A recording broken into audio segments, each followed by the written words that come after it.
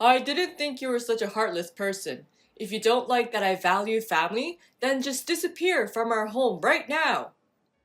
In response to my husband's words that made it seem like he didn't consider me as part of the family, I was speechless.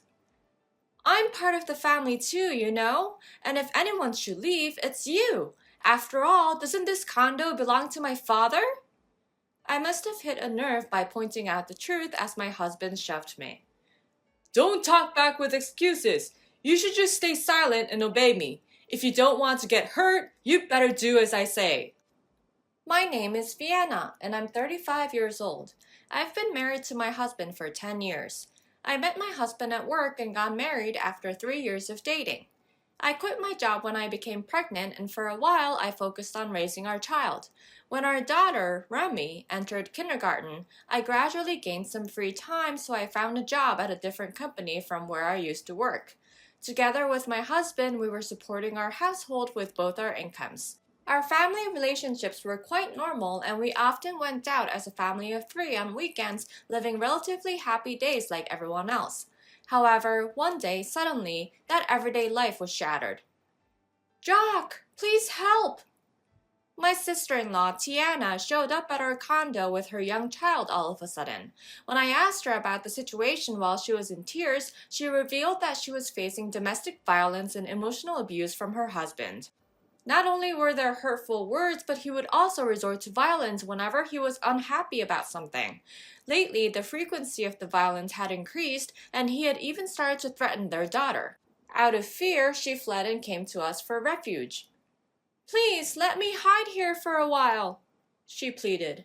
Without consulting my opinion, my husband immediately agreed to her request without hesitation.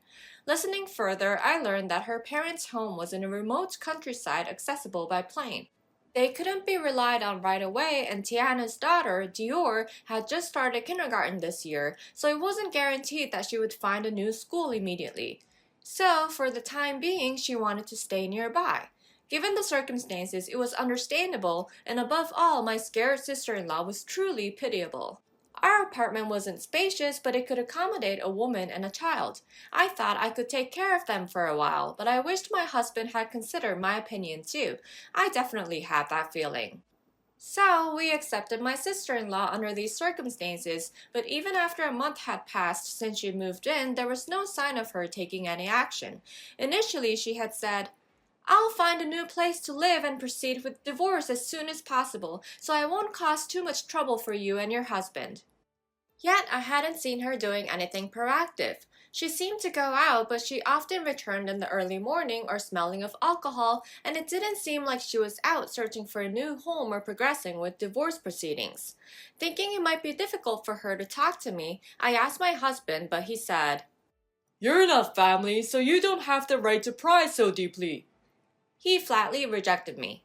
I'm not asking out of curiosity, I just want to know how long my sister-in-law will be staying. Even for shopping, the quantities change with my sister-in-law and my niece being here. The consumption of daily necessities also differs. Since I'm the one managing the household finances, I should have the right to know such things. Realizing it would be pointless to talk to my husband, I decided to directly ask my sister-in-law. How's the progress with the divorce? Any plans for moving out? When I asked her that, my sister-in-law lowered her head and said, I'm sorry, but it's still too painful to think about. Despite seeming down, she eats around 2 servings of food without a problem, and when I come home from work, she's often dozing off on the sofa, snoring. Next to her, empty beer cans are strewn about. I can't imagine that she's in a state of heartbreak. It's not good for the children's education either. I've mentioned it to my husband several times too, but he always says, It's probably just a reaction to all the pent-up frustration. It's a good thing to have this much freedom. Cut them a little slack. He doesn't seem to show any signs of anger at all. From this response, I realized that my husband has a strong attachment to his sister. We rarely saw each other except for occasional family gatherings, so I thought he was just happy to see her after a long time, but this was something I hadn't noticed before. Taking advantage of my husband's lack of anger, my sister-in-law freely does as she pleases. Lately, even before I leave for work, she sprawled on the sofa lazily. As time went on, she became less and less considerate, ordering delivery food and making a mess, leaving it on the table untouched. After I pointed that out, she started helping herself to things from the fridge, and I, exhausted from work, had to go shopping. My patience with my sister-in-law, who wouldn't lift a finger to help around the house, was reaching its limit. I've really reached my limit. Around 3 months after my sister-in-law moved in, my anger had reached its peak. Seriously, can't you start properly talking to her about it as her brother? I've been tolerating this for a while, but I can't bear it anymore. As I said this, my husband's face twisted in displeasure. Don't say such awful things. Tiana is an important family member to me. Are you saying I can't value my own family? Facing my indignant husband, I retorted firmly. True, I felt sorry for her and sympathized, but it's been 3 months already and I've had enough. She's done nothing, not even household chores. After accommodating Tiana, who just lounges around for 3 months, I think I've shown enough care, haven't I? Tiana, who has been oppressed until now, is finally getting a breather. Isn't it good that she can just laze around for a change? Our home being a place where Tiana can feel safe is proof, don't you think? It's quite a pleasant thing. I simply couldn't comprehend my husband, who appeared genuinely pleased. If she's settled down that much, why doesn't she at least help with the household chores? There's no progress in divorce or finding a new place, and it just seems like she's conveniently freeloading. Perhaps my words struck a chord as my husband retorted with anger. Saying things like you felt sorry for her and accommodated her, I can see you looking down on Tiana. To say such cruel things about Tiana, who's hurt? Do you not understand human emotions? I never thought you could be so cold-hearted, so devoid of humanity. Faced with such words from my husband, my own frustration exploded. If you want to talk about valuing family, then I'd like you to value your family too. We both work, but all the household chores are left to me. You don't lift a finger to help with anything. You seem to handle your niece's drop-offs and pickups, but have you ever done the same for Remy? The kindergarten is close by, why don't you try going together? I work too and get tired, so I can't take care of Tiana and Dior as well. If you don't like that, then at least cooperate a bit. And if you really feel sorry for Tiana, why don't you look for a new place for her and contribute some money every month? Of course, from your pocket money. I firmly confronted my husband, unwavering, and perhaps feeling guilty, he fell silent. Even though we both work hard, our finances aren't exactly overflowing. Naturally, it's impossible for my sister-in-law's rent to be paid from my husband's allowance, so it seemed my husband had no choice but to accept my suggestion silently. As my husband started taking my daughter to kindergarten and back, I was relieved, thinking he had finally changed his attitude. I hoped he would start helping with other household chores too, but my husband refused even to help with taking out the trash, claiming he was tired from the drop-offs and pickups. However, considering that he had started doing drop-offs and pickups, it was significant progress and I reminded myself not to expect too much. However, a few weeks after my husband had started doing drop-offs and pickups, my daughter complained that she didn't want him to do it anymore. When I asked her why she felt that way, my daughter tearfully shared something unbelievable. She said that every time my husband does the drop-offs and pickups, he talks only to our niece. If my daughter tries to join the conversation, he becomes immediately annoyed or ignores her. Once, when my daughter was reading a book after giving up, my husband randomly spoke to her, but when she didn't notice she was being addressed, he apparently yelled at her angrily. Even though Dior is so obedient and cute, you're really not cute at all. Honestly, I wonder who you got that from. Shocked by his words, my daughter came to me for advice, unable to bear it any longer. Having observed how busy I had become since my sister-in-law arrived, my daughter must have thought my workload was increasing and she had endured it all this time. I deeply regretted not realizing this sooner, wondering why I hadn't noticed earlier. I immediately protested to my husband, and I started doing the drop-offs and pickups myself, but my anger didn't subside, especially since my husband showed no sign of remorse.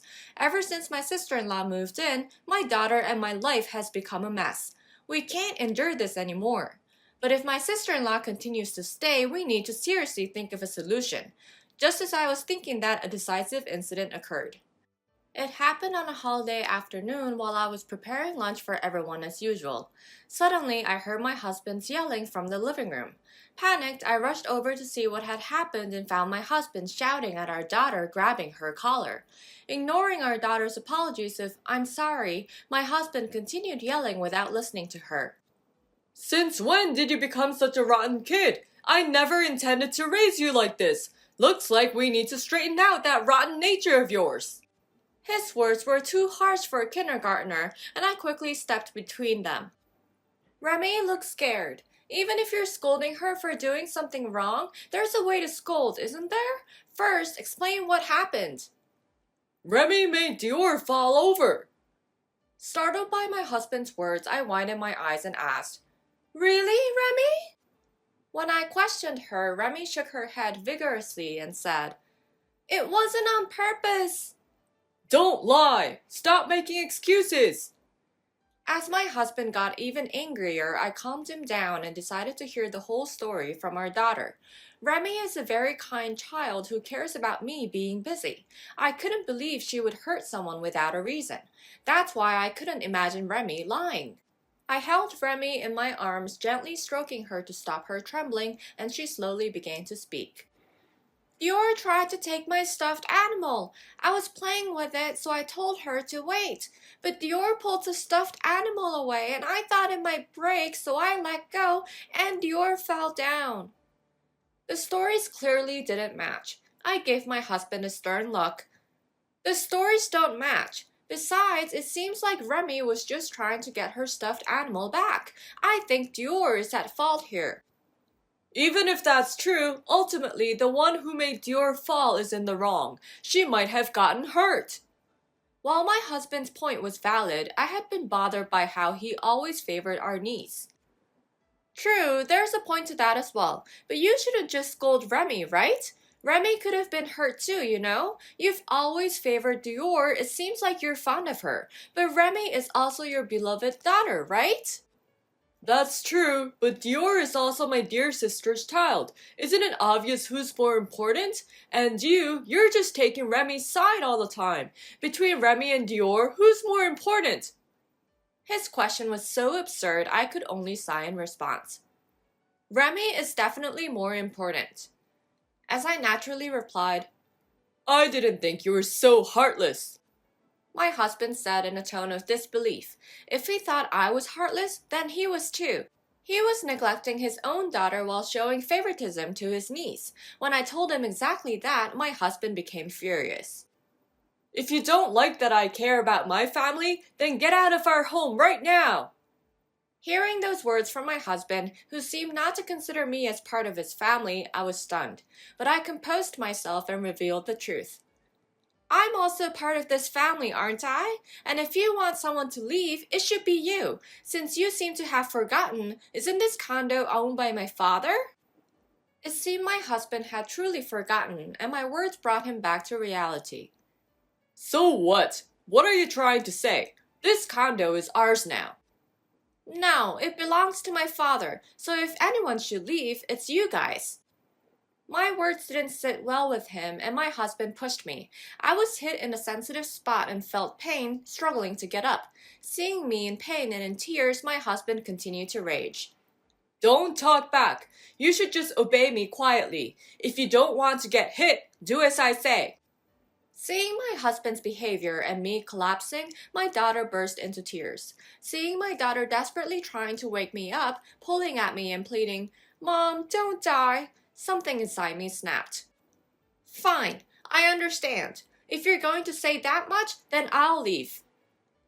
After that, I packed my things and returned to my parents' house with my daughter.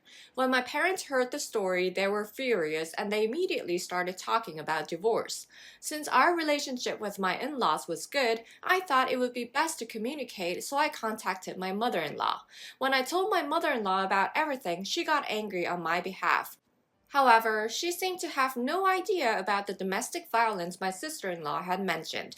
There had never been any consultations before, and my sister-in-law's husband also didn't seem like the type to do such things.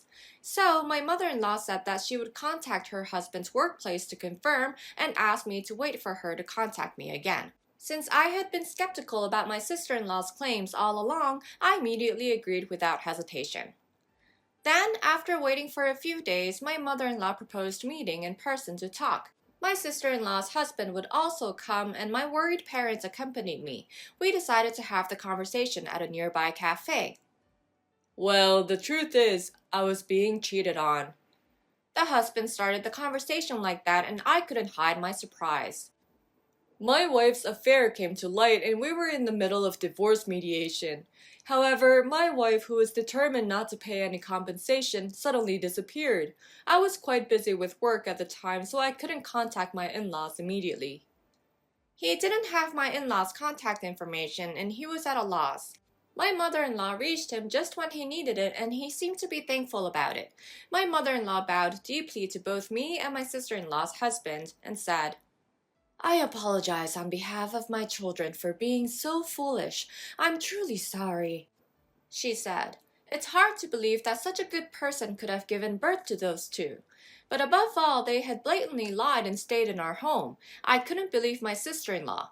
I had tolerated her actions like not doing housework and coming home late, thinking that she might be heartbroken.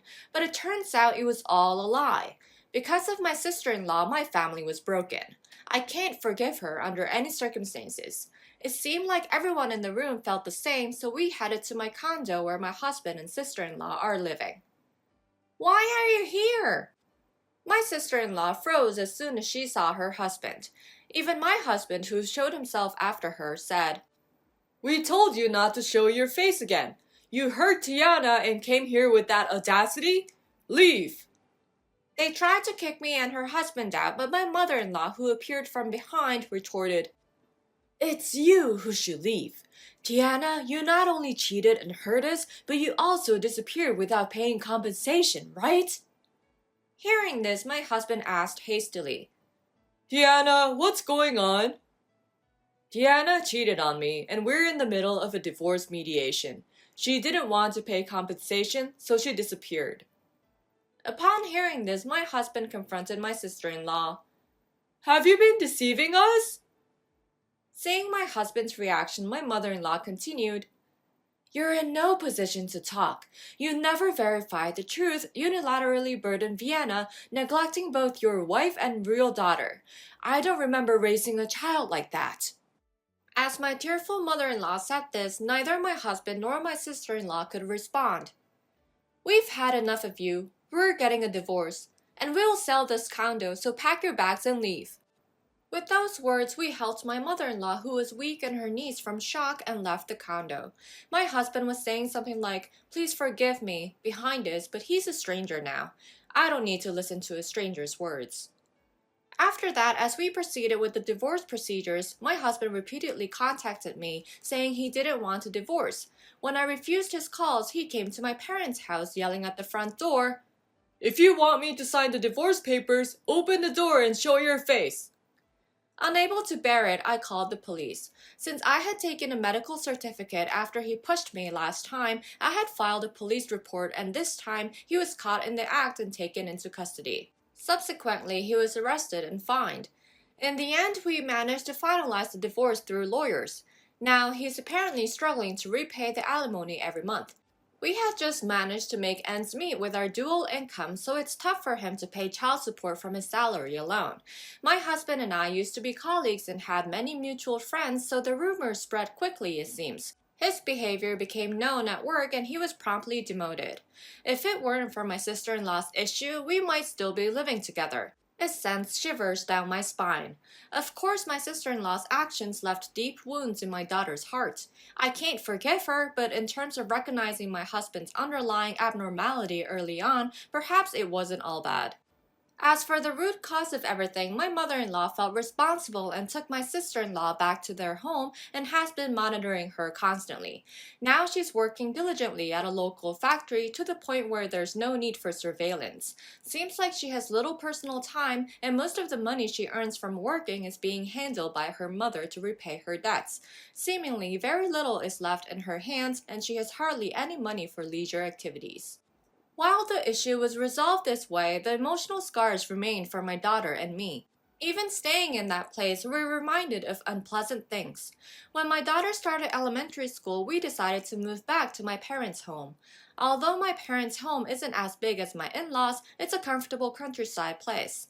My daughter enjoys her freedom and space, and she seems to have made more friends recently. She laughs more joyfully than before. With my parents and grandparents around to help with childcare, I can work without worrying about leaving my daughter alone. I'm glad we moved here. It was the right choice. My daughter's happiness is the most important thing to me, so I will continue to put in all my effort to ensure she has a comfortable life in the future.